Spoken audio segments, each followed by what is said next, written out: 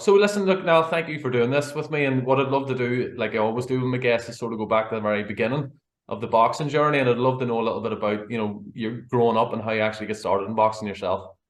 Yeah, so my big brother, I'm the youngest of three, so my brother is the middle one. He boxed, Daryl, and like anyone, I suppose you want to follow your big brother. So, I went down to the boxing club when I was 7 or 8, to go to a boxing club, and I just fell in love with it. It came relatively natural to me. Probably from him betting the head off me with the Rocky gloves you get at Christmas at home. But yeah, so I loved it from the start. And then my my first trainers would have been Bobby Kenny and then Hagler and Ed and Daly. And then I finished up in Galway Boxing Club. My best friend and the best man at my wedding, Darren O'Toole, he would have been my head trainer, and he was up to last year the chairman of the club as well. Like so, yeah, Galway Boxing Club is a massive part of my life. So. Yeah. And I mean, was there any other sports that you played when you were younger, or was it any Gaelic Yeah, games, or was it just boxing? no, and that's probably where I fecked up a little bit because I was good at many, a master of none, if you get me. So Right. Okay. I would have played soccer, I'd have played hurling, football, I'd have played rugby, I'd have played everything, like that way. So I would have been I would have been reasonably good at all of them at underage level. Like I'd have played county soccer, I'd have played county hurling and football, I'd have played fairly high level of sport the whole way up, but I wouldn't have excelled at any of them. And Hmm. then for anyone, well, you'll know and your family knows definitely, like, but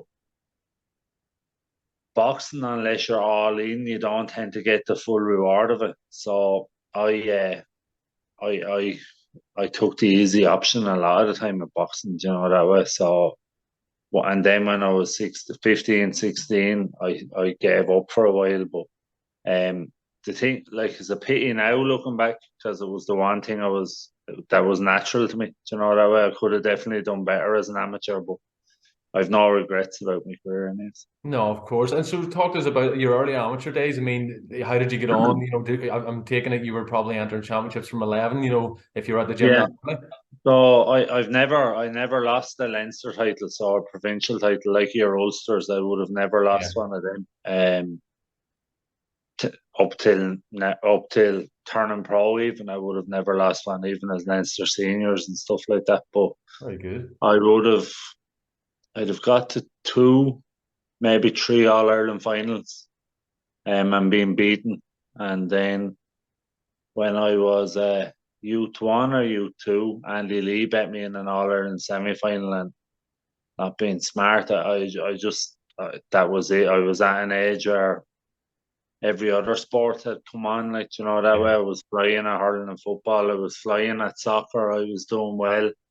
Unfortunately, I was 15, 16 years of age. I was drinking. Boxing As wasn't. most 15, 16-year-olds, Yeah, those years are always the years where it can go one of two ways, isn't it? Of yeah, exactly. And I worked in pubs on me since I was 12, so getting drink was handy, and it course, was, yeah. yeah. So it sent me down probably a bad path, but not getting in trouble or anything. But I sort of drifted away from boxing, and like what I was saying a second ago, boxing is far too hard a sport if you're only barely in it. Yeah, That of way. course. So You'll get found out.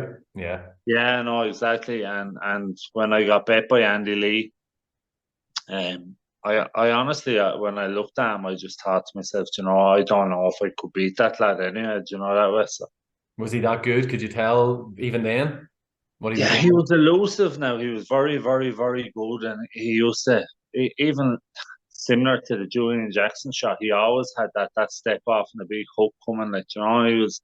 It's just he was an elite fighter from a very young age, but he came over like so. I remember one of our coaches getting a look at his record book, and he'd only had three fights in Ireland at the time. All right. So I thought I had a handy semi-final. I thought it was boxing a novice. Jeez, I was well wrong with that one. You didn't see the other. Was it Repton? No, He was over no, there doing great. yeah, he'd won a couple of ABAs with Repton, and yeah. So no, I Your didn't coach see never that. told you that. No, no, no. No. So yeah. So that was as a young lad, and like Hagler and Aiden, me too. They would have Hagler, Aiden, and Darren would have been my main amateur coaches, and amazing people. Like I'd class them.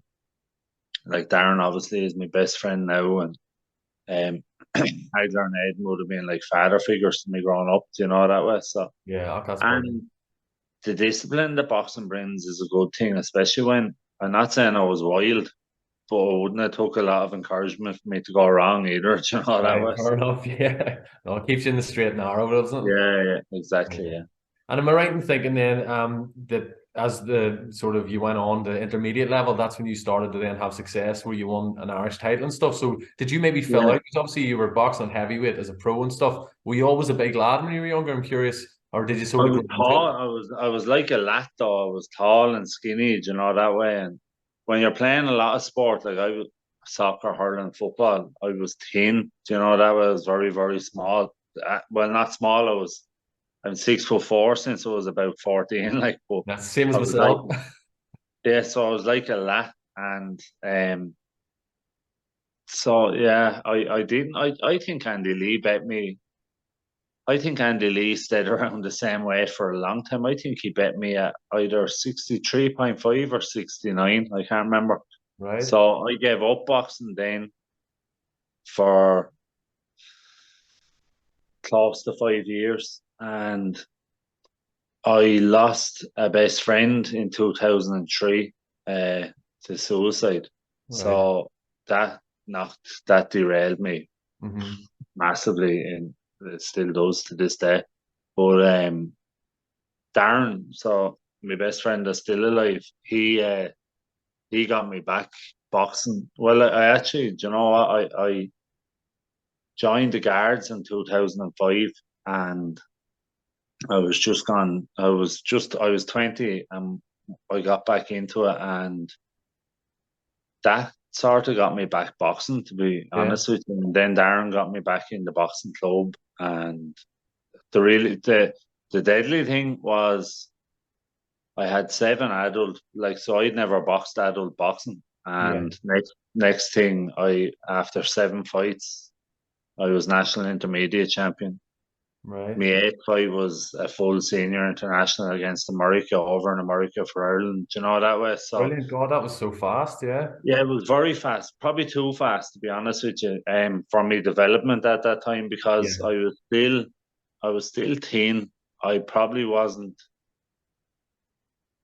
school hardened to adult boxing, if you get me. Yeah. Do you know that way? And yeah, so but that got me back. That I won the intermediate title. I was delighted. Still the only Irish title I ever held. Is So that right? I um, was curious about that because I've seen that it was on Box Rec that you'd won that, and I was curious, but yeah, it's still, I mean, it's an Irish title at the National Stadium, assume, where you won yeah, it. yeah. So yeah, National Stadium, and then I got bet in the senior final to Con. I got bet in a senior final to Sean. I got bet in a box off to go to the European World Championships for Europeans by Dean Gardner. Do Yeah. you know, There's a lot of good ones around your weight then, wasn't it? yeah, it was probably the highlight of heavyweight boxing at the time in Ireland. And look, at the moment, even heavyweight boxing wouldn't be, well, I won't say heavyweight. I think we've a really good heavyweight in Jake Marley. Hmm. But super heavyweights, like if you were to, Conchine was a special talent. Yeah. And then, like Sean hit like a pig. And then you have Dean Gardner, who, like me and Dean, I would have massive respect for the three lads I've just Yeah. mentioned. Me and Dean would have got on very well, and I think we boxed three times. I think he bet me on two split decisions. Do you know that way? There Yeah. was, So it was great that you all had each other, I suppose, around that time yeah, to keep the strength and yeah, the depth. benchmark. Like I got bet to Conchine, and it was a split decision. And honestly, uh, I won the fight hands Yeah. down. But, you know, then the other side, and what people wouldn't understand about, boxing, I suppose Irish amateur boxing is the high performance unit don't want someone that has a full-time job. Do you know that way? Yeah, So of course. Did you ever go I to the not high performance yourself? yeah, I was brought in to training camps and I was brought in to spar and into train, but I was made very clear to me at one point that I was welcome, but I wasn't a member of the high performance unit. Oh, really? Right. Okay. Yeah. Yeah. Which straight away that would put you off. Look, I wouldn't have wonderful stories about it, and I Fair like enough. You might you're not want to say either too much. That's grand. yeah, no, you're either someone they're very fond of or you're someone they're not. So, I'm not saying they weren't fond of me, but maybe they didn't see anything in me, which is fair as well. Do you know what I mean? So you have to hold your hands up to that too. So, Look, of course. And so you mentioned earlier about you went to America with Ireland. So I mean, what was that experience like? Especially you were saying that was your eighth fight coming back from such a layoff. So to represent your country at any level, but yeah, you were saying senior level, I'm sure that was fantastic. yeah, and the chap I boxed, Thompson, I think was his name. I can't think of his full name. But there's the board of management going running. Sorry. All right, no problems. Um, yeah, so Thompson chap, I can't remember his name. He's a massive big man, and so it was weird. I went over there. I felt I won the fight. Um, I didn't get the decision, and I boxed them in. They done a return trip to Ireland, so Yeah, I think it was in Dundalk or somewhere, but stupidly, I boxed him when my uncle had died on the Wednesday. I'd been drinking the Wednesday, Thursday, and I boxed him the Friday night. So it oh was God, right. stupid. Like, Yeah. yeah, it And the was a bad. performance then, did you know then, obviously in the Oh, ring? no, of course I did. It was a joke, and I never forget Darren. Darren was delighted because he got to do my corner in an Irish international at home, and oh, he wasn't delighted by the end of it. He hated me Right, over. okay. Yeah. Yeah, it's one of So those things though, yeah. it was stupid, naive as well, like because when you're younger, you do these silly things and you don't really understand how detrimental they be. Like I remember being on another trip to Austria, I think, with Sean McComb, Connor Kyle, myself. Can't remember who else is on it. And it went really well actually. No, to Latvia, Marius Bridis done a Oh yes. pro-am show. Hmm. So it was one of his first or second pro fights. And I won my fight handy and they gave a draw, such as international boxing. Like, but it was crazy. But I remember myself and Sean and Connor were having a drink in the airport, and that wasn't taken well either. Like, do you know what I mean? Is I this think, is after you had fought? yeah, Just after at coming the end back? of it, Yeah. yeah. So it wasn't the done thing. So I think they weren't. Look, I don't blame him. I probably wasn't committed enough as an amateur, to be honest with Yeah. And I mean, the other thing I want to talk about as well is that's obviously representing Ireland and fighting for Irish titles. But you were saying earlier you joined the Guards, so the police service, and you actually won a couple of gold medals representing the you. Guards. Yeah, I'll talk about that because I didn't realize until I look back about the World Police and Fire Games up in Belfast. That must have been yeah. good. Yeah, it was. It was deadly. I have a funny story about that one, but so like I joined the guards. It was mad. Like I joined the guards in February 2005, and in March, the MIPD came over to boxing.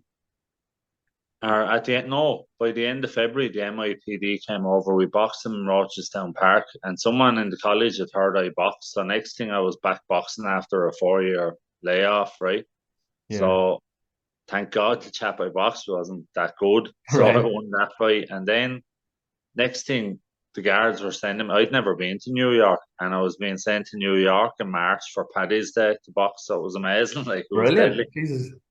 Yeah, so it happened real quick. And then 2000 and what was it, 2007, sorry, 2007, yeah, we went to Adelaide And what the World Police and Fire Games are is, excuse me, it's like the Olympics for athletes in the police services, in the prison officers and firemen all around the Mhm. world. So it's excellent. It's Yeah, amazingly yeah. run. Like it's absolutely brilliant. So I won that in Australia. Then the next one was in Canada in 2009. Or no, the next one was in New York in 2009. I think they got hampered by a big snowstorm or something. Hmm. But I didn't travel to that, and I didn't travel to Vancouver. But then in 2013, it was in Belfast. And 2013 was, I suppose, as an amateur, was probably the highlight of my amateur career. Yeah. So 2013, I won the World Police and Fire Games. I bet a Russian, which is very unusual. The Russian police team is their number two amateur team. Like, you know what I mean? They're, Yeah, so it was top level then. yeah, top level. Your man was fairly decent. And I bet him, I bet him fairly comfortably. And Sadie Duffy refereed the fight. I'll never forget it. And I remember her talking to me outside. She said, I presume that's your car outside, Niall, isn't it? Because I had the Southern Reg on. And I said, yeah, yeah. She said, oh, Jesus, the riots had started in Belfast that night. Oh, right, okay.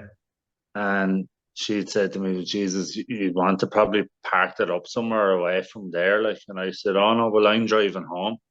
I Hmm. said, oh, yeah, sure. And I wouldn't know the route, but to go from the Ulster Hall to hit the road to back south, I had to go all through the trouble, basically, I Yeah, think. that's right. Yeah. Yeah. So, and then my phone died, my sat nav went, and I remember, Oh God. it was a disaster. And I remember pulling up on the side of a road, just about to look for directions and looking down and seeing the Union Jack on the curb. And I said, oh, I'm not stopping here anyhow. So, Yeah, if you're not from those parts. yeah, yeah, yeah. No, so I get out of here. But yes, that was 2013. I had a really good year in 2013. I won the World Police and Fire Games. I got beaten by Sean Turner in the senior final, the elite final. I won the Haringey Cup in That's England, right. Yeah. which was, I bet, two pros, Nick Webb and David Abraham That's in right, the Nick two. Webb have heard. Yeah, very good. Yeah. Yeah. So and bet, like, myself and Nick Webb was a barnstormer. And that was a right fight. It was good crack as well. But yeah, so that was a nice thing to That's win amazing. as That's well. amazing. You know what I mean? Obviously, you're doing your amateur career, but then to have that where you're going to places around the world, like you're naming those countries, Vancouver, New York, and Adelaide, Yeah, to represent your in your job as well. That's amazing. yeah, no, it was deadly. And so that was 2013. Then 2014,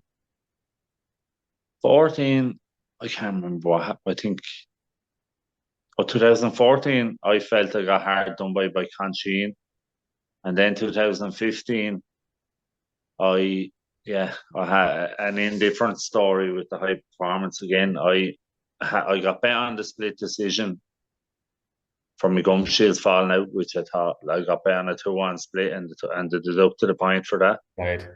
So that was the box off to go to some. And then I have no bad feeling or ill feeling towards Dean Gardner, because he's one of the nicest people I've ever met in boxing.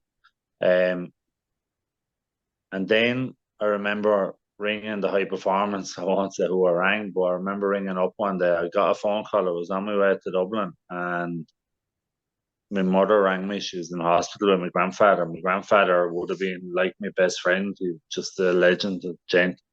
And she rang. The family had all been called for. So she said to me, if you want to say goodbye to your grandfather, you may come up to, it was the Mater Hospital, I think. So I rang the coach and I said to him, listen, I have to, my mother's after ringing, my grandfather's passing away, I have to go into the Mater Hospital. And in fairness, they turned around and they said to me, what was it? I'll remember this word for word because I'll never forget it. Basil, you can miss the morning session, but we're sparring in the afternoon and you're going to a multinations on Monday.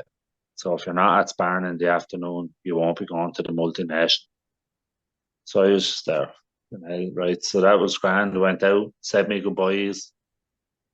came back in sparring, but my head was all over the place. Sure, And yeah. I won't mention the man's name, but Right. head came back You're in. almost tempted to say it. I can see it. Yeah, but I came back in and my head was all over the place. Obviously, 'cause I loved my grandfather to bits. He was a legend, like, Yeah. and would have been that my family wouldn't be naturally sporty. None of us would have been sporty, but my Okay. grandfather would have been mad into sport. You know that way. Um, so I sparred. I remember we were only doing school combat or something like that, and I ended up breaking my hand off Joe Ward's head Oh that God. day. So I was it was a stupid shot. He came in, I threw it over, and I landed it, and I broke my thumb. So I remember going up to the high performance office after it and saying,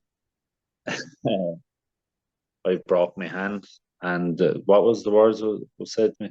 Oh, you're a doctor now as well. Oh, gee, yeah. So I mean, I, you know, if you broke your hand, you know the yeah, pain. yeah. Jesus. Well, you do if you've broke it as I'm sure often you as I do. did. I've Yeah. never had it done, but I'm sure. So, so I was there, right? Whatever. I said, who's going to look after me? I'm going to be out of work. Like, that's when I was told, no, no, no, you're up here, but you're not actually on the high performance unit. So, Oh God, right. so that was it. My grandfather died. I'll never forget because the whole weekend then was the funeral, and I was trying to hide my right hand behind my back, Right. even lowering down his coffin. I was doing it with my left hand, and it's just a fucking nightmare. And then on the Monday, I went. My doctor had my doctor was at the funeral, and he said, "Why aren't you shaking anyone's hand?" And I said, "I can't. I broke my hand." And I showed it to him. And he just gave me a letter to go to A&E the following day. Then so I got the hand sorted the Monday.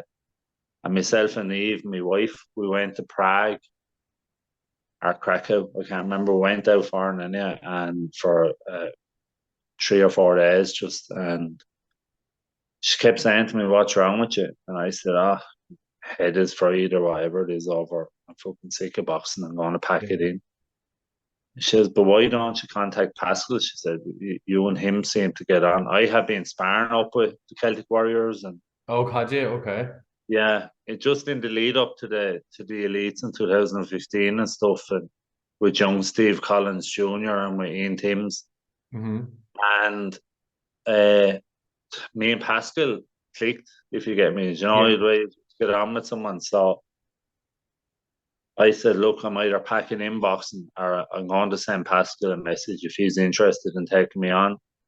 We'll see where that goes. So Yeah. I literally sent him a message, left the phone in the room.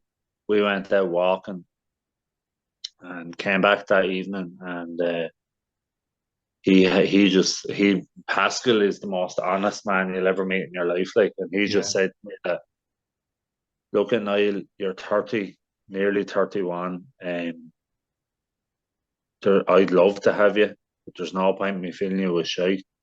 Send me all your any footage of your amateur fights, and let me send it on. I don't want to be blowing smoke up your hole. If I have someone that's interested, we'll work on it. I'd love to train you, he said. No, fair So that play. was it. Yeah, no, he was real honest. Yeah. So he sent it on to Murphy's. Murphy said, "Yeah, we might have him over to have a look at him." Ken Casey over at Murphy's Boxing in America. Mm-hmm.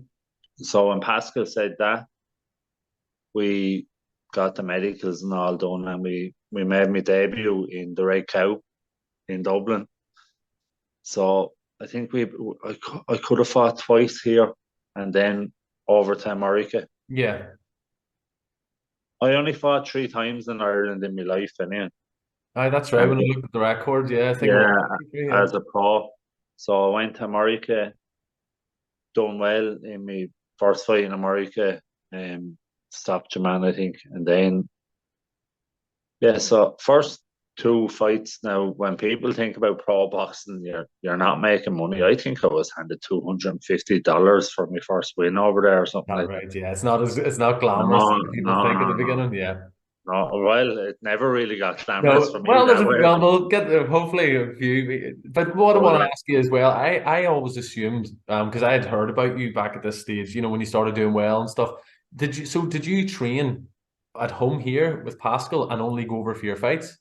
Yeah, yes. We All what right, you happened see, is I thought maybe you were over there living. Okay. no, because stupidly, right? So we'll go into that as well. But I was still working full time as a guard, Right. um, so I was trying to mix the both of them, and then we travel. So what had happened is I'd be training twice a day at home here, and then I traveled to Blanchardstown 3 times a week to Pascal, Mm-hmm. and then the week of a fight, we would fly over generally on the Wednesday. So you'd be there, you fly over Wednesday morning, you're there Wednesday morning because they're 5 hours behind. Yeah. And then if you can stay up till night time, you just go to bed, your bollocks, and you're back to normal the following day. It's when you come back, it sort of twists you up a little Yeah. bit. I suppose because Um, it's costing so much money, that, like people would say, "I'll go over 2 weeks before and acclimatize," but that's money, yeah, isn't it? So yeah, you're doing it very exactly. tight. Yeah, and not being like I was lucky, like Murphy's Boxing, they paid for the flights and they put us up in Ken Casey's house. They have a house in Dorchester, so it's deadly. It's full of Irish as well, so it's cool. Yeah. But so we go over literally the Wednesday. We train the Thursday. We train the Friday. We do pads, and then we'll weigh in the Friday, and that'd be it. You box on the Saturday or the Sunday. So and then I flew home most of the time the day after, the morning after the fight. Like, Oh, you know what I really? So mean? within a week, everything was done in 1 week. Oh That's yeah, done and crazy. dusted. Within the week, I will be back in work. Do you know that way? So So did you? Well, you can. Did you work as a guard all the way through the pro career? yeah, yeah, yeah, Really? yeah, Wow. Right. yeah, and that's probably if I was to look at it now, 2017 was a really good year, right? So in my sixth fight, I bet Jesse Barbosa Yes. for the Massachusetts state title, and Yeah. then that set me up for a massive fight with Alexis Santos in my seventh fight, right? So like Alexis Santos was ranked in the top 30 in the world. He was IBO international champion. Yeah. He And was his New England. record was. I mean, I think I had the record here somewhere. 18-1 when you fought him. Yeah, So and he was and very good. the one loss was to um your man was a gatekeeper there for a long time. I can't think of his name now, but what happened in that loss was he actually done his knee. Okay. So he didn't lose. He had to be pulled Injury. out through injury, and he stopped that lad in 3 rounds. Daniel Martz. Right. Okay. So he stopped him in 3 rounds when he rematched him. So I looked at him as an unbeaten fighter, like you know that Yeah. way. But yeah, so that fight came in the August, and no, in September, the 15th of September 2017. My little lad was born on the 8th of August, and he was born 12 weeks premature. Okay. So So he was in I hospital and stuff. yeah, Obviously, incubators and. yeah, he was 55 days in the hospital, and Oh I God. won't lie to you, I hadn't like I was still working full time, right? I was training twice a day, and my little lad was in Hollis Street Hospital. So I was literally going to work. I was getting up in the morning, getting my runs done, going to work, going to the Celtic Warriors, going to Hollis Street Hospital, and coming home, right? So if I had have known, I suffered with nerves all the way through my boxing career, right? They destroyed me. Um, but if I had have had time to get nervous about that fight, I'd have never bet Alexis Santos. Do you know what I mean? So I was about to say there that all those things, God, do you think, look back and go, God, if I didn't do all that, but you're actually saying that maybe all of that happening gave you no time Oh, to really overthink. yeah. And if you were ever to talk to Pascal, he would say that that was the best I ever performed purely because I didn't fuck it up in my own head, you know, that way. Okay. So, Right. um, Fair enough. like I remember getting to Foxwoods Casino and seeing my name on this big billboard outside of it. I couldn't believe it, like, you know what I mean? Yeah. I just wasn't expecting it. And then, like, I remember in the fight was strange too. Like, so to step back, the only time I ever had, I won't even say ill feeling, but the only time I ever got wound up in the build up to a fight was the Massachusetts state title fight because I try to be respectful. I try to be kind to everybody I meet, right? And the same, I always found the face-offs and all that shit Yeah. were fucking really hard for me, like, right? Yeah, awkward. Just not Not what you, I'm not your about. personality. Some people love that. No. Oh, I fucking hated it. Hated it. I'd actually be more nervous about that than the fight, you know that way. Is that right? And so, but at that, I remember it was in the House of Blues in Boston, and your man Barbosa threw the head on me, and like that, I'd never dealt with that, but that No. was like he shouldn't have done that. I all my friends would know I have a very short fuse, Yeah. so that was the only fight I ever had actual nasty intent in my head. Do you know that way? Like Yeah. I knocked him out in the eighth round of that fight. I Straight. watched it last night actually. It was Yeah, brilliant. It was a good finish through the ropes and all. It's really yeah, dramatic. yeah. But I would have put my hand straight through his head if I'd have got the chance Yeah. because I was that annoyed, like, you know what I mean? But yes, that was a big win, and that catapulted me into the other one. But like that, that was my first eight rounder, Hmm. and next thing I'm fighting a 10 rounder headline show in Foxwoods Casino, right? Yeah. And I remember the first 4 rounds went unbelievably well. Like they were, I was boxing the ears off Santa, so it was handy, right? And then I remember walking back after the fourth round thinking, oh fuck, I've 6 more rounds, like, do you know what I mean? And Yeah. I started to doubt myself. And so he definitely won the fifth. He definitely won the sixth. He definitely won the seventh. So now in my head it was 4-3, right? And I'm walking back and Pascal absolutely fucking upends me with a slap. Right. And I'm there sitting in the chair and he goes to me, what the fuck are you at? He says, your son is in Hollis Street Hospital fighting for your life and you're throwing away a fight that you're winning here. And I swear to God, it was like the rocket up my arse that I needed.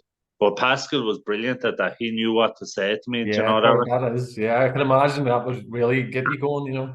Yeah, so that drove me. And then I went out and I battered him in the eighth round. I battered him in the ninth round. And then the 10th round was close, but he got a point deduction in one of those rounds as well for low blows because he kept going low the whole time. But Yeah. like I remember when we won that fight, that was unreal. I remember going back to the change rooms and you're talking about to the people that were in the dressing room, like world champions, actors, fucking film directors, That's class. Yeah. The dropkick Murphys, and we're all dancing, we're all partying. It was an amazing atmosphere. Like TJ Dartney was in there with us. You know, it was class. Like me and TJ would have been good friends, and like it was definitely the highlight of my boxing That career. was Do like you know your that? little that was like your world title night. You know what I mean? The Well, the look, big night. it wasn't planned to be the best night of my life. There Oh, was supposed to be loads more better nights, but of course. yeah, so that it turned out to be all right, But it was unfortunately. I mean, I watched it again. I was watching yesterday, some of your fights when I knew he was doing this, and that one was an Yeah, unbelievable fight. And even I thought it was class afterwards. You could see how much it meant to you. You got the belt, you were up on the ropes. There was an yeah. amazing atmosphere, and then even the commentators were saying that that's one of the best heavyweight fights I've ever seen. That's one of the best heavyweight fights I've seen in No, years. and So what like yeah, it was it's really probably good. Great action, like. yeah, it was high action fight. Like, and I tried to fight that way, and always at a high pace, that sort of a thing. Yeah, But because I knew I wasn't the strongest puncher or the biggest puncher, but I had a really good chin, and I had I didn't think there was many heavyweights with my engine, that yeah. way. So Yeah. And I mean, I would say around that was what 2017. I think that's yeah, when, I suppose, a boxing fan like myself over here, I started seeing your name coming, different things on yeah, social media. Around that time, was there ever talk of you coming back, maybe to fight for the Irish title? Sean Turner had then turned pro similarly, yeah. and obviously you never came off, but Sean turned pro before me actually in okay. 2000. Yeah, Sean turned pro in 2014.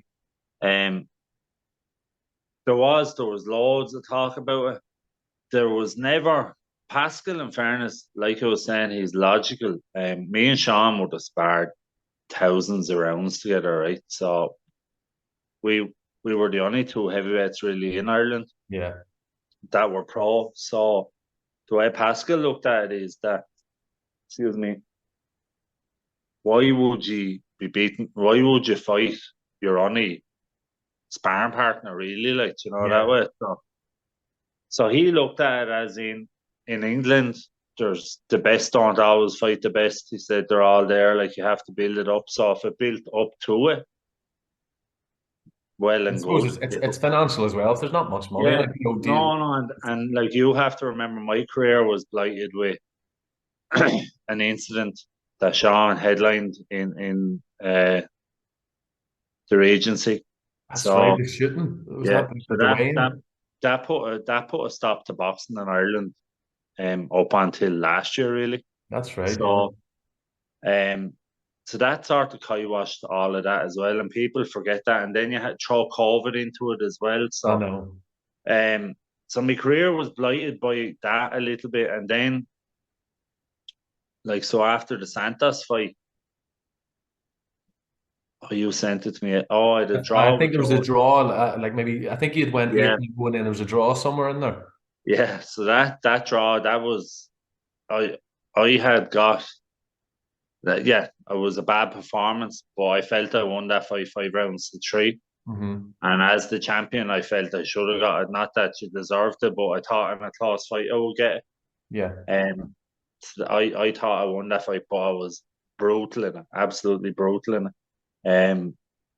And then my next fight I think was a handy win, and yeah, so it all sort of led into nearly the end. Really, then I suppose was that I I got I boxed Devin Vargas, my first loss, Yes. and the Wednesday before I flew to America, I done me back in a strength and conditioning session, and I kept training diaries and I wrote in it.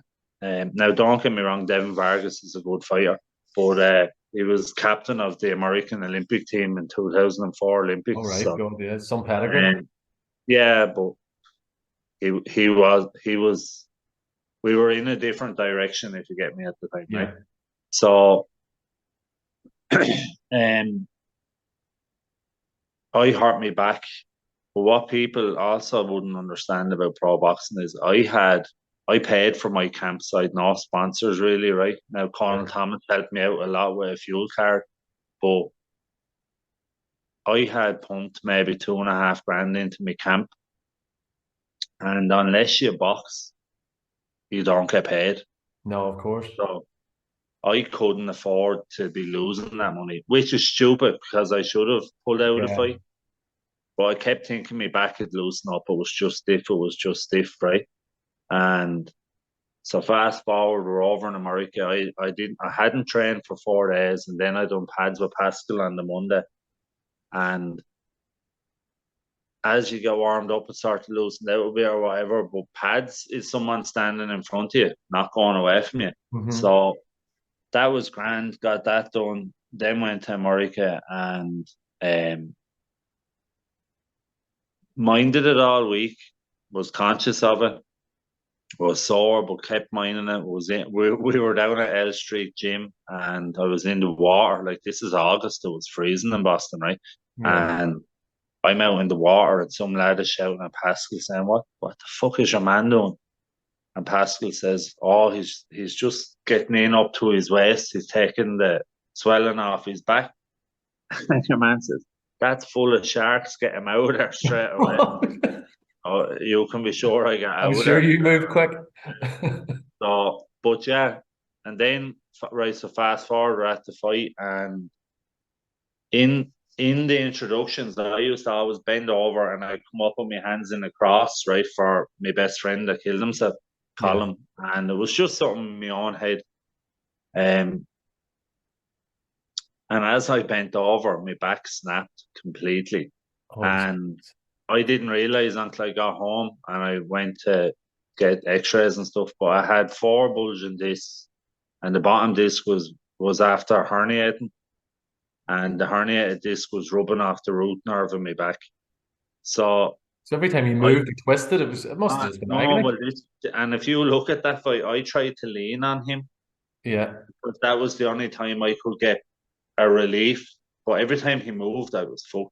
And Oh, even at that, the referee could have stopped him in the third round. You know what I mean? I got to him and I put a lot of pressure, but he didn't. But look, I was broke up. I wasn't able to go at all in that fight. yeah, And then, yeah, so that was my first loss. That was a fair kick in the I'm sure. stone. And the other thing, as we're just because I know obviously the next couple of fights are out of America, but when you were in America, because obviously I assumed that you lived there, I was saying Yeah, the support you seemed to get in those fights was yeah. unbelievable. But so for you to only go over for the week of the fight as well, how like did you just start to get a following? Because obviously an Irishman on the East Coast is always going to Yeah, get support. Boston was good to me, and then I have I have my auntie by blood, my mother's sister is married to a gentleman, Jimmy O'Grady, and he would have distant cousins in Boston, the Johnsons, and Right, they came in droves, like brilliant. non-stop, like so. Literally, they're no relation of mine, but they treated me like family, and they were amazing. Like there was 20 at. I think at that Vargas fight, I think there was over 20 of them down at it. And Oh, then brilliant. the other thing is like so Kevin McBride, the Clonus man, so he was brilliant to me over there. So he got a lot of people to get in behind me, and the Irish community in Boston is massive as well. And Yeah, definitely. you have to remember as well. I was promoted by Ken Casey, the Dropkick Murphys. Yeah, of They're huge. So course. Yeah. and Did they play into the ring one fight or something? yeah, no, on a couple of fights they played me into Brilliant. the ring. They played me into the ring for the Joel Caudle fight, and they played me into the ring for the Massachusetts title fight. I'm sure that got the Um, crowd going. That would have been Ah, brilliant. stop. Because people don't realize a lot of people go to the boxing shows just to see these promptu fucking sets that the Dropkick Right. Murphys do. Like so, no, it was deadly. And Al Barr, who the lead singer with Kane, was so good to me. And like all the lads in the band were deadly. Like they were really good people. So yeah, team. You know, they were deadly people to me. Oh, Like class, class. And then yeah, in 2020, COVID hits, which affects mm, everyone. Nobody knows this thing's massive. coming. How Yeah. was that as a boxer? Because I remember, like football, everything stopped. But as a boxer, the middle of your career, at this stage, you're thinking, how did that happen? Like, what happened to you? Yeah. In terms of, no So fights? well, looking at it, right, so it probably happened at not a bad time because I had done my back fairly badly, Yeah, so I had to have 4 procedures on my back. Um, and then we had got back training, and as a professional athlete, we were entitled to travel if I had the certs and stuff, right? So we were yeah. doing that, and me and Pascal were training for a massive fight. We got an offer of a fight with Guido Vianello. I'm not sure if you've ever heard of him. No, I haven't actually. No. He's an Italian, and I had heard of him. I had sort of watched him because Dean Gardner had beaten him and been bet on a split decision to him at a European Championship. So I knew of him and I had Right. watched him a lot, and it was a fight I really fancied. Um, so we had been training for that, and next thing I don't know, COVID over there hit hard or something happened, but that fight was pulled. And I never forget, like my head went up my hole because I had been out of the ring at that stage for 16 months anyway. Yeah. And Pascal rings me about 2 days later. I probably went home, sulking, went on the beer. I don't know what I done right. And Pascal rings me and he says, we're after getting offered another fight. I says, right, what is it? And he said, Alan Babbage. I hadn't a clue. I hadn't heard of him. So I looked at BoxRec and I seen he'd 6 fights. Now he had the 6 fights sort of in the year, Yeah. you know, He so he was was he was very with active. Matchroom, wasn't he? Yeah, well, he was Dylan White, I think, more so Yeah, than that's right. Yeah. Matchroom. But so I won't lie to you, Alan Babbage is a smaller heavyweight than I am. So, well, he's not boxing; he's bridgerweight now, I think. Yeah. Um, we both could have boxed at bridgerweight, to be honest with you. But Mhm. so yeah, I looked at it. I thought, yeah, there's no problem there. I didn't have any issue with that. So we accepted that fight. But looking back, it was probably naive that his activity and me being out of the ring for so long Yeah. was a bit stupid, maybe. Um, so yeah, and then we took that fight, and that was a fucking disaster from start to finish. So like I'm bipolar, right?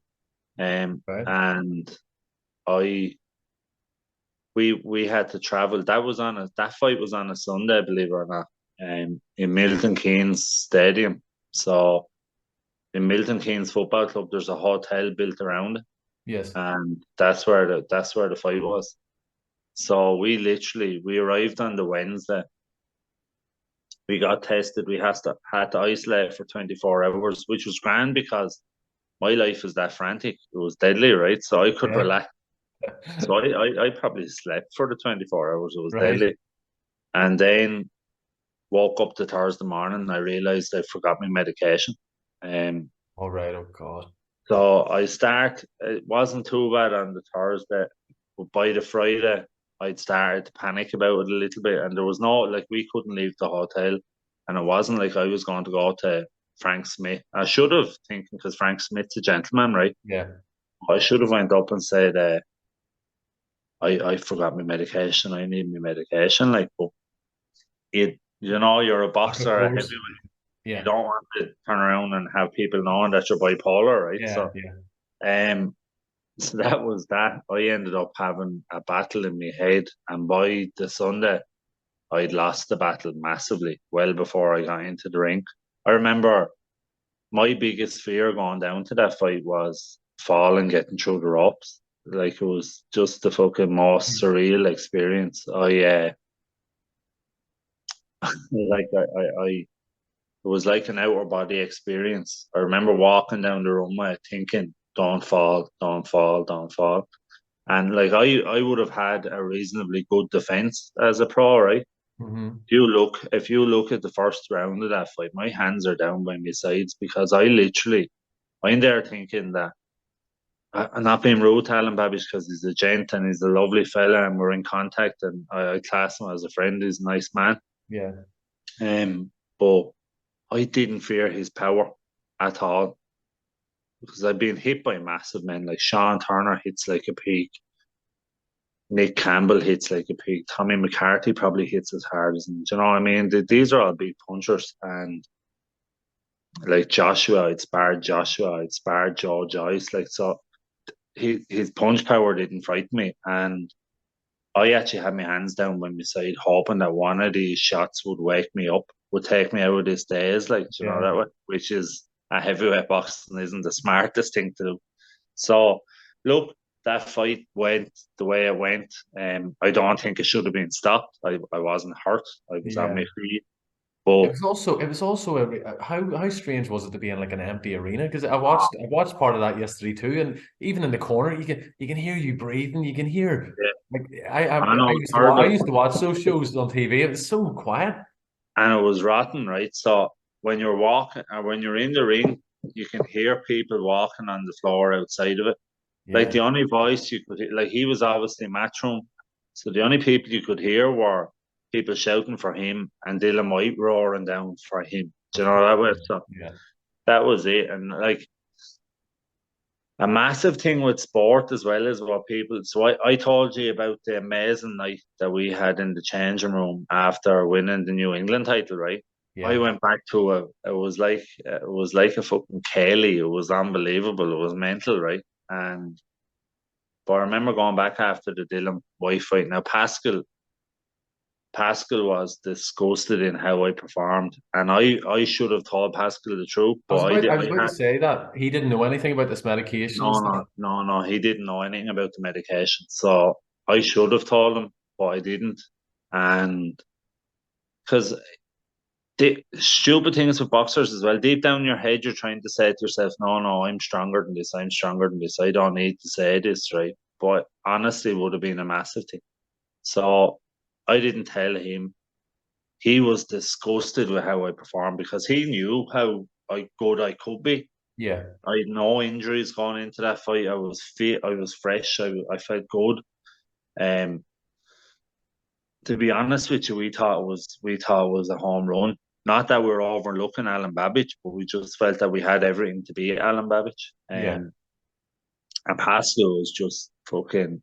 Pascal invested as much in you as you did in him, right? And he was every bit as disappointed as I was, right? Yeah. But Pascal didn't know that I was already in a really fucking bad headspace.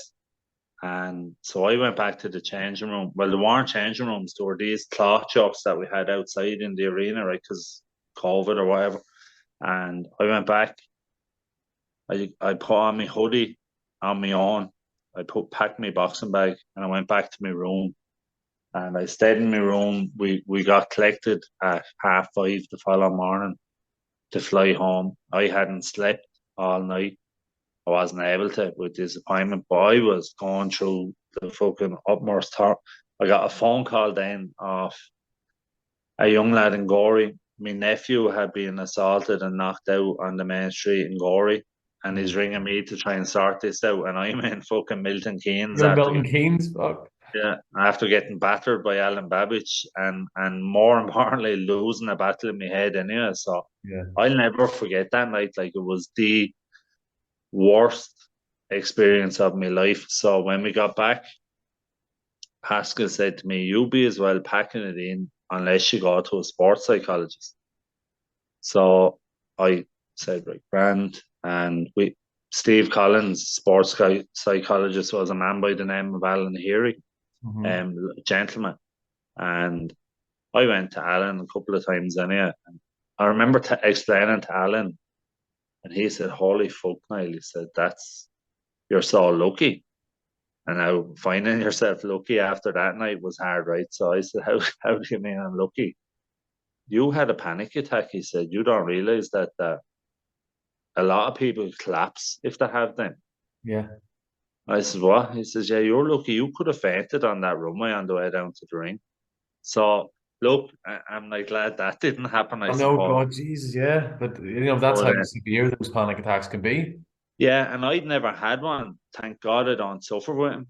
But then that leads into the next one, right? So I'd done that with him 2 or 3 times, and I wanted to get back in the ring. And that fight was in October, and I didn't want the same big layoff. So I Yeah. actually paid. I paid 90% of it, well, with the help of sponsors as well. But I paid 90% of it, and I wanted to fight on a show in Belgium, right? Which I think was the March of the following year, which was another 6 months after the fight. But just COVID fucked everything up. Yeah, of course. Yeah. And I remember before that fight, this fucking feeling started again. Now I had my medication and everything, but this panic attack started again. But Spike was at this fight, right? Yeah. And Spike and me were like we were like fucking dumb and dumber, to be honest with you, right? The two of us just get on brilliant. I know Spike since we were 12, 13. He was in the Yeah. same way as me, believe it or not, years ago. And we just get on really well. Um, and he was able to take the piss out of me enough to pull me out of it. He didn't, Really? I'd say yeah, he doesn't even realize what he done, I'd say. But I felt this coming on, and just him constantly jeering me and being a prick pulled me out of it, like, you know, that way. Right. So, Oh, that's and then brilliant that he doesn't even realize that, but just having that no, banter. no. And then that it wasn't supposed to be, but that ended up being my last fight then. So And so yeah, so you won that fight in Belgium, and then I yeah, mean, obviously the plan would have been right. The career keeps going, and maybe a yeah. So homecoming I was lined I up.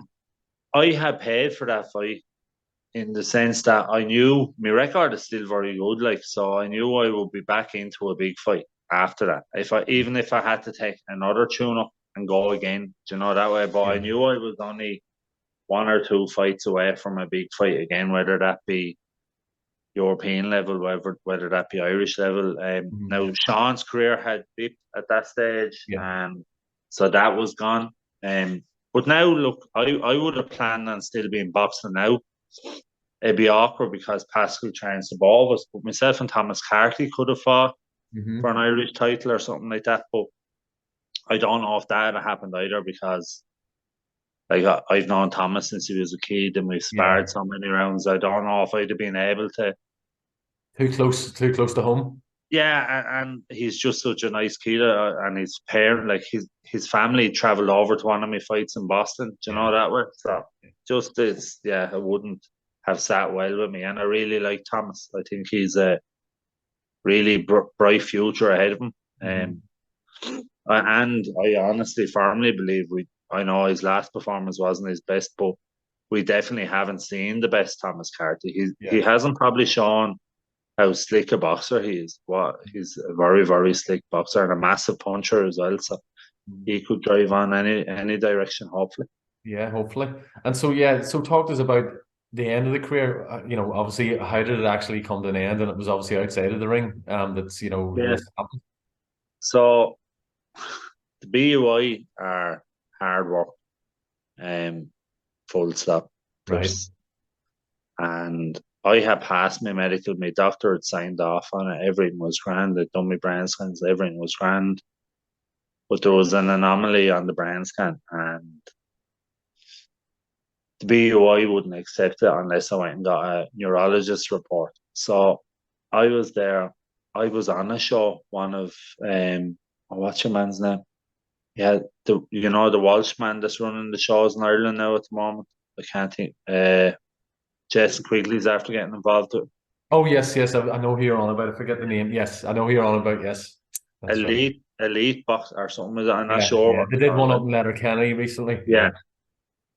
So I was on a show with him, and I rang Mel and I said that, listen, Mel, you're the one insisting on me seeing a neurologist. You've told me the neurologists I have to go to, and they're not meeting me. Like, none of them want to meet me.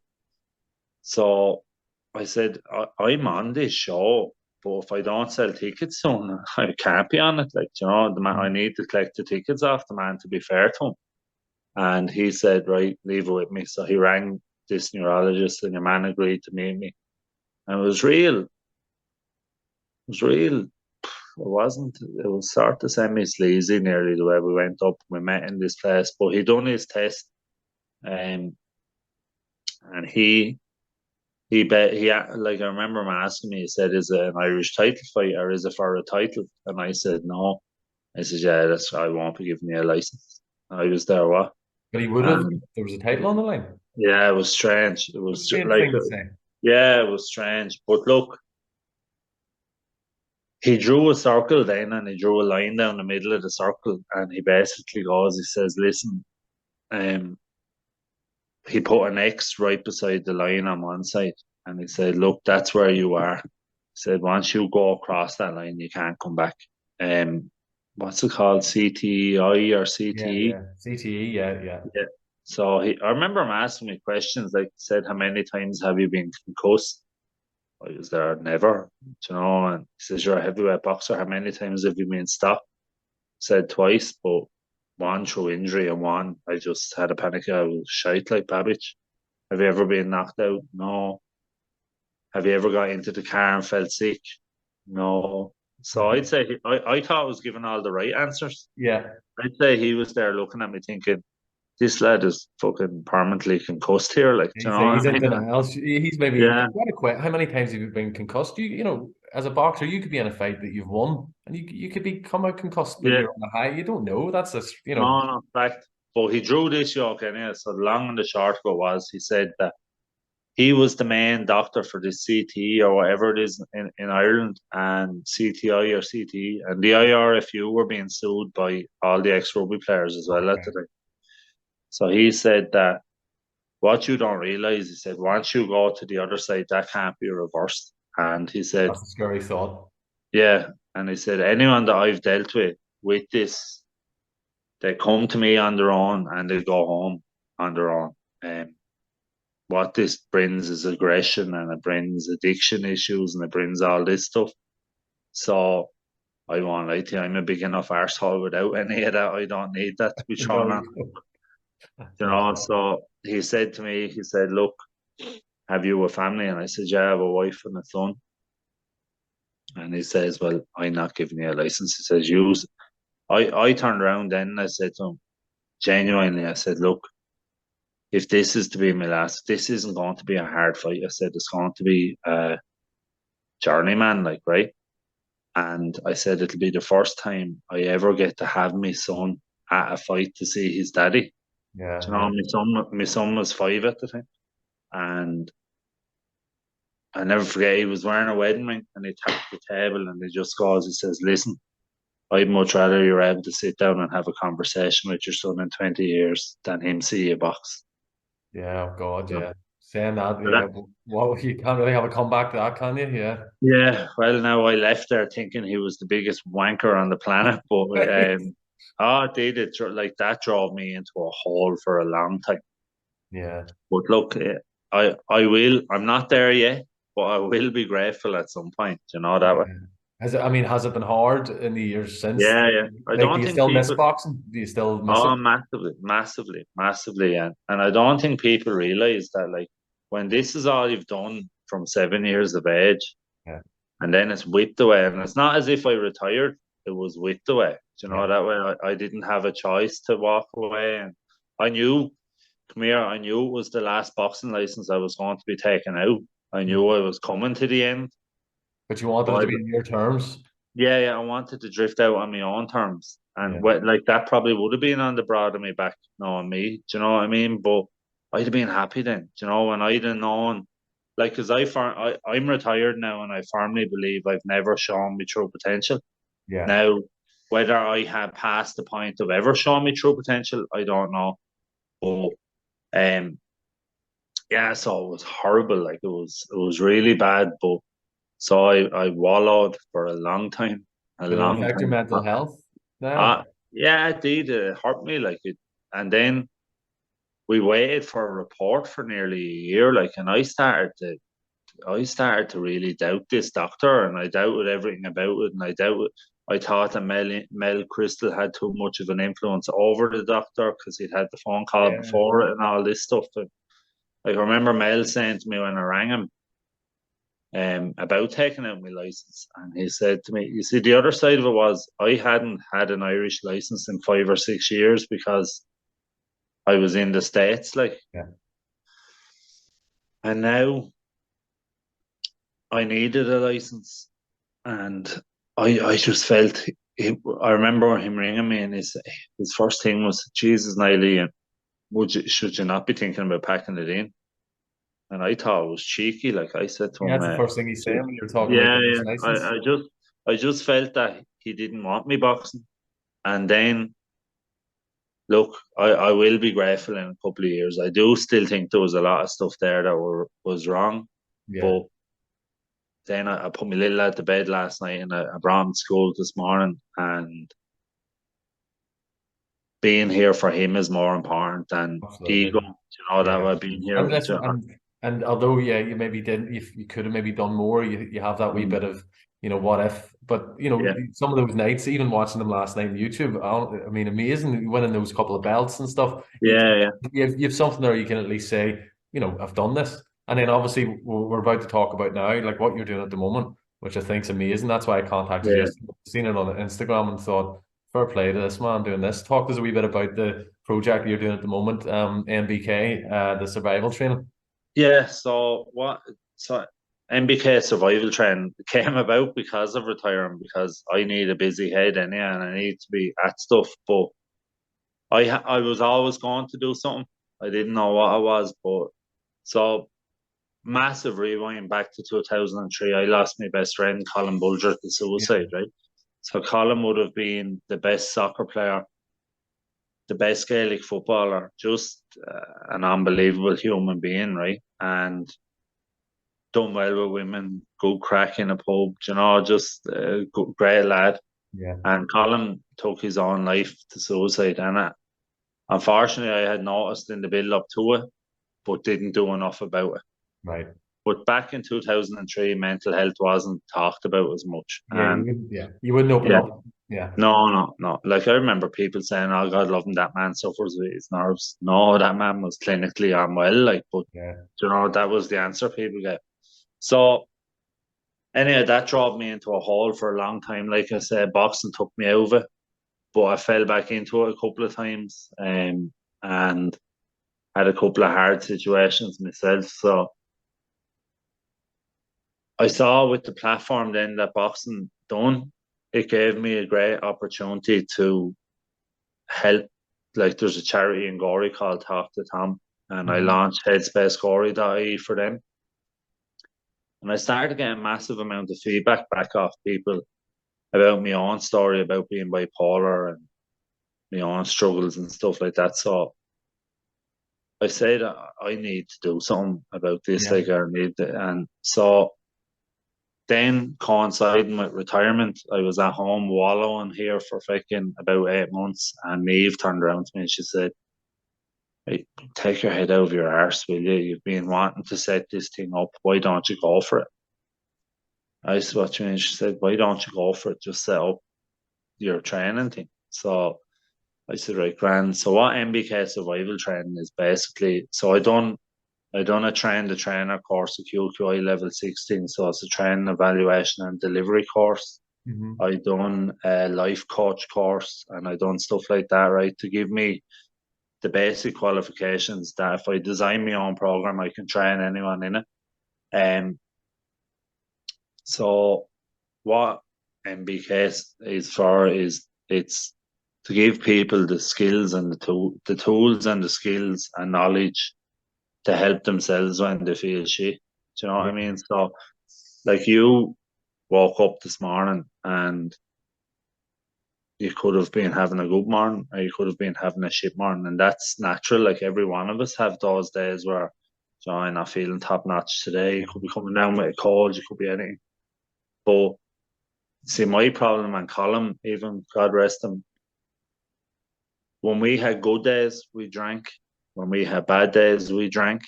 Do you know Right. what I mean? So we use drink as a coping mechanism.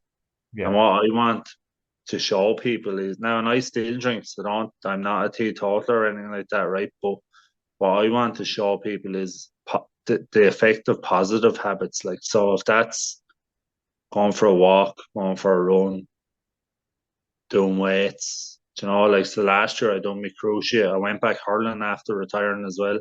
I Did done you my right? cruciate, yeah, done my cruciate last year, so I haven't been able to run since. So I'm just being able to lift weights.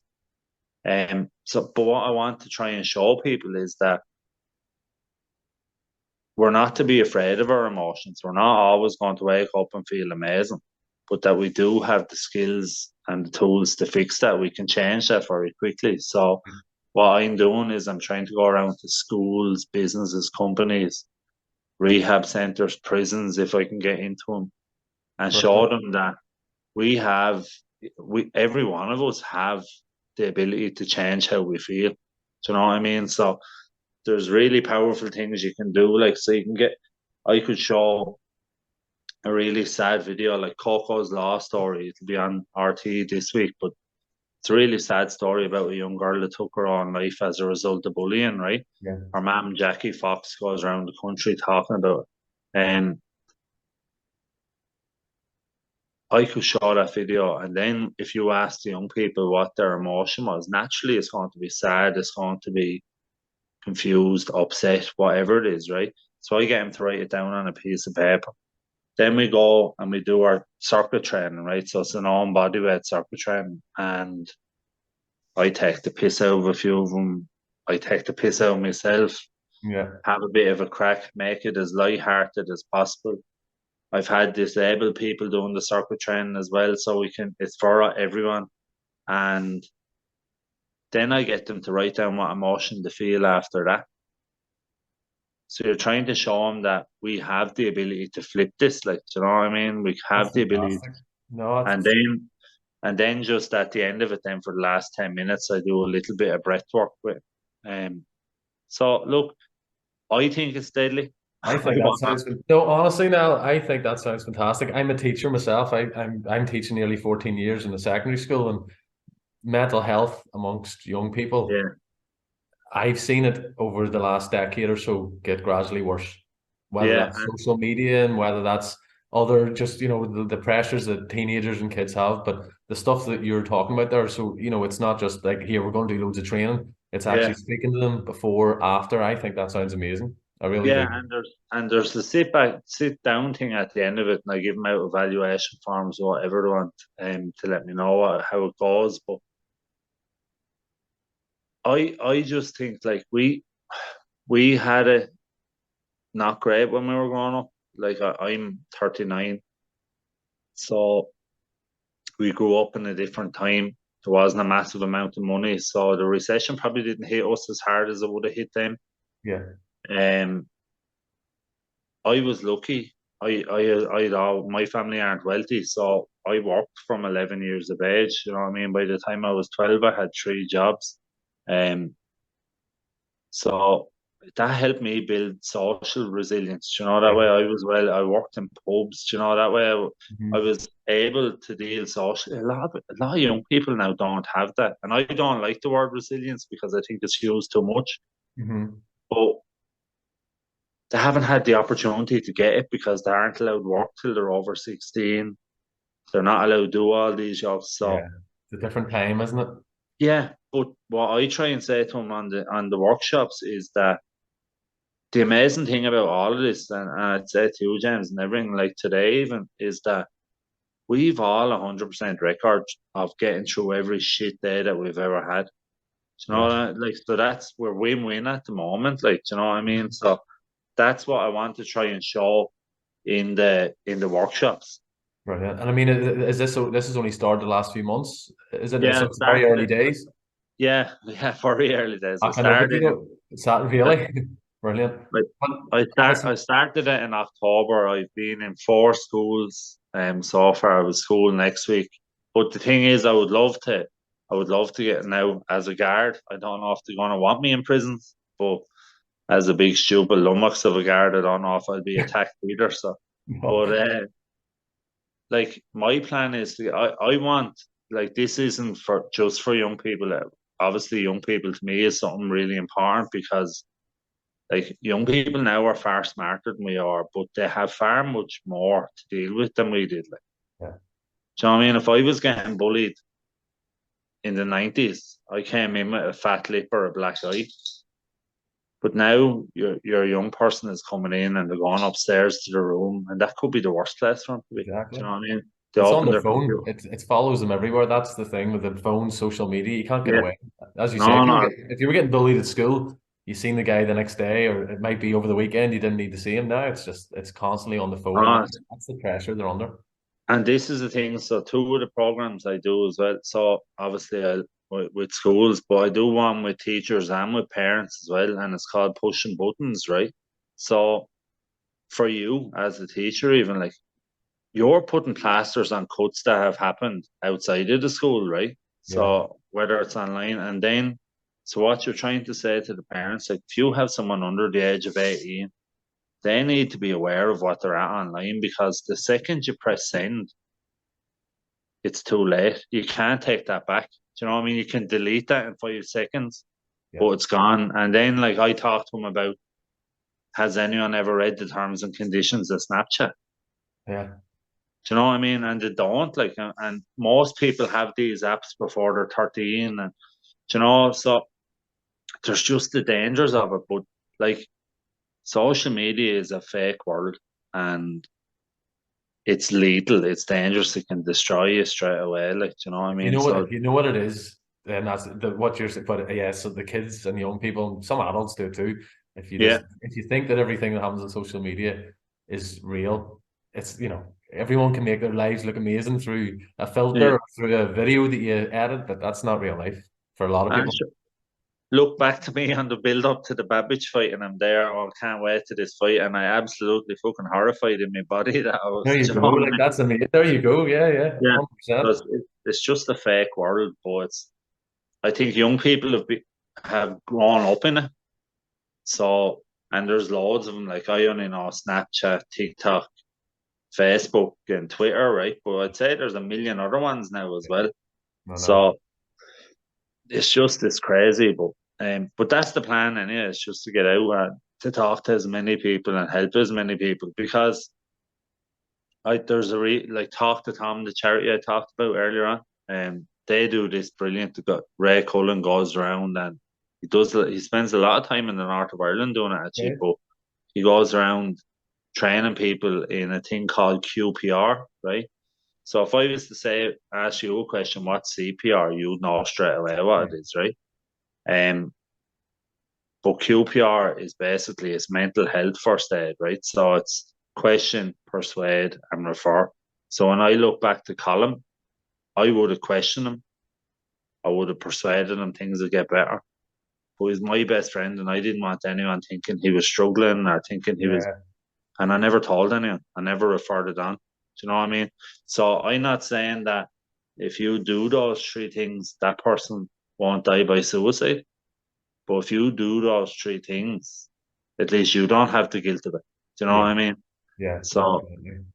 No, that that's my brilliant. that's my big message in MBK, to be honest with Yeah. Well, listen, I mean, how do people get in touch with you? And so if anyone was listening to this, or if you. Yeah. that program sounds good to them, what's the best way? Is there a So to get just MBK Survival Training.ie, um, just look it up and it's there. So MBK is Niall Basil Kendi. I sort of went with the same logo I had for boxing. So brilliant? Yeah, um, yeah.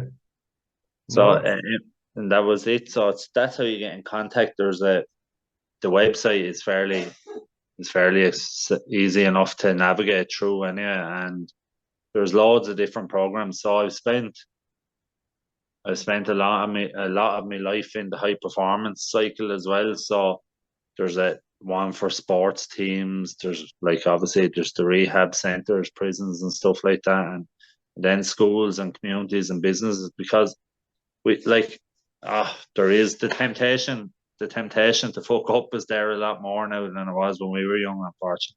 yeah. Well, listen, look, now that sounds brilliant. I mean, as I say, when I seen it yesterday and I did a wee bit of research yesterday in the program and I thought, God, that looks great, but it's really early days, but hopefully Yeah, it just keeps growing and growing and growing because yeah. any, I think And that if your school is interested, drop me a my line as well. school's in County Down. How long a drive is that from where you are?